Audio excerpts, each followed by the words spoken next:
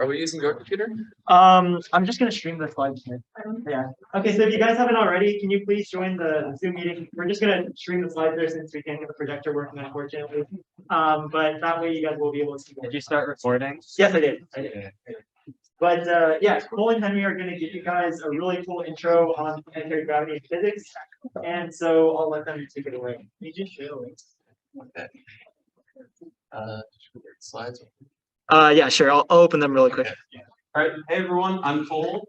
I'm Henry, and today we're doing a tutorial on planetary gravity, and we'll see the slides in a second. But this is kind of based on games like Super Mario Galaxy. Space Simulator. Do you know any of this? Outer Wilds was Outer mentioned last Wilds, time. any like space. No Man's Yeah. Sky. No Man's Angry Sky. Birds, orbiting a planet. Angry Birds. Angry Birds. Angry Birds. I mean, that's there. That's there. That's right. Yeah. That's wonderful. Yeah.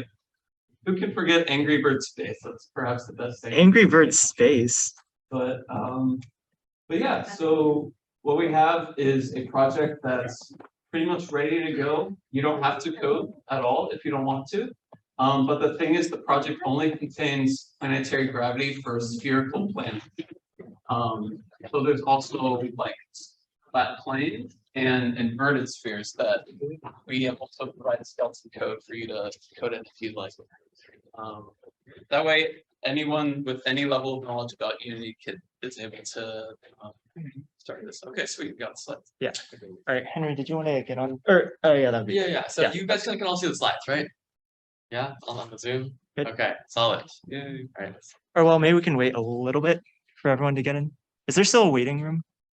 I disabled it. Oh, okay, cool. Thanks. Yeah. All right. Yeah, I think we're good. Okay.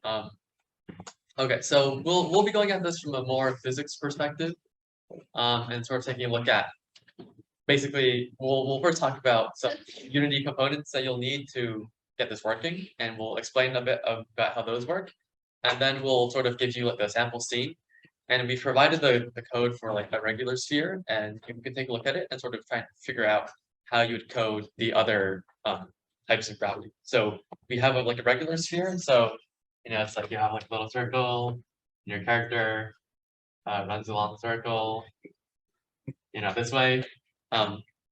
We can also code an inverted sphere, so your character would be inside the circle, running this way, and the gravity would be sort of flipped. But if you like jump up, you would get pulled back down again. We also have to have like regular planes, so it's like, if you're close enough to the plane, you get sucked down. And as an optional challenge, you can try making a gravity box. And so how this works is on the back side. So say you're standing on this face, you'd be getting pulled down. But if you sort of walk over to this face on the left, your gravity would be pulling you that way. And then if you walk over to this face on the top, you'd be getting pulled up. So that would be a pretty challenging project, I think, to try. Yeah, and all this is in the slides at the end. But yeah, so if we can get on the next slide. Yep. So that's our brief overview. We'll also go over some more of the inspirations if Cole wants to, Sure. Yep, there's Super Mario Galaxy. You can see he hops one planet to a little ground pound thing that also has its own gravity. But yeah, there's a lot of examples from Super Mario Galaxy, especially like the inverted spheres and the cubes. Super Mario Galaxy does a great job of irregular planets. This is Outer Wilds, I think. It looks like you're orbiting the sun. I've never played this game, but looks like it looks like it has planetary gravity, so that's cool. There's Kerbal Space Simulator. You kind of orbiting the Earth in this one, it looks like. I'm not sure if you can go to the moon or anything, but you can. It's not called the moon though. It's called it is called the moon. No, anyways. There it is. There's Angry Birds Space. Let's go. See that trick shot. That's some really cool stuff you can pull off in that game. All right, now the tutorial. All right, so one of the most important things for this tutorial and for Unity in general are rigid bodies. And rigid bodies are pretty much what allow your, say your player or other objects to act with physics. So the most basic example we have of this is like having gravity. You need to have a rigid body on an object for it to be affected by gravity. Or if you want to use slides, sorry, I've just been guessing. Oh no, you're good. Perfect. Yeah, so that's going to be our brief intro to rigid bodies. If you want more info, we also have some stuff on like quaternions and things like that. They're like further back in the PowerPoint. So you can take a look at those after. But for now, we're just going to get started with the actual project scene. So if you haven't already, you want to pull the updates from GitHub and then open the project and then click on the scene that says PGAP or Planetary Gravity and Physics. So I'm going to give you guys a few seconds to do that. Yeah, and also, so the structure kind of changed a bit. So you guys don't have to, we thought it might be a bit much to, I'll stand up for this.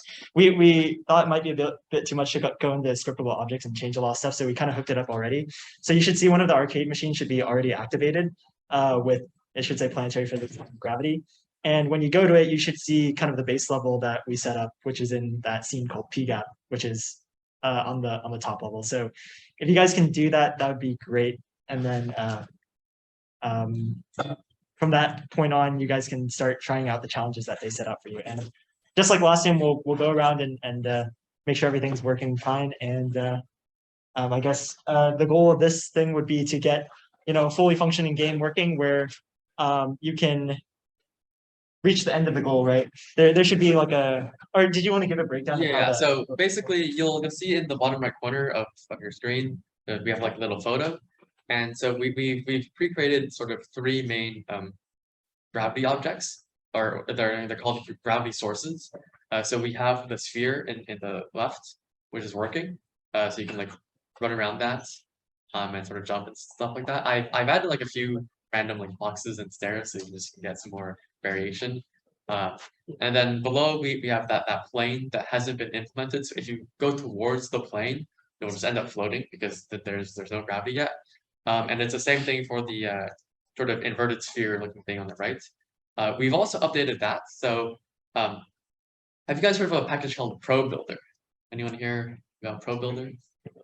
Okay, so Pro Builder is basically, remember how last time I was talking about how you can make a 3D object? So you can make like a sphere or you can make like a cube. Basically, Pro Builder lets you build a more complicated 3D objects. So for example, it lets you build an inverted sphere. Because in Pro Builder, it basically creates triangles and it uses triangles to make all your shapes.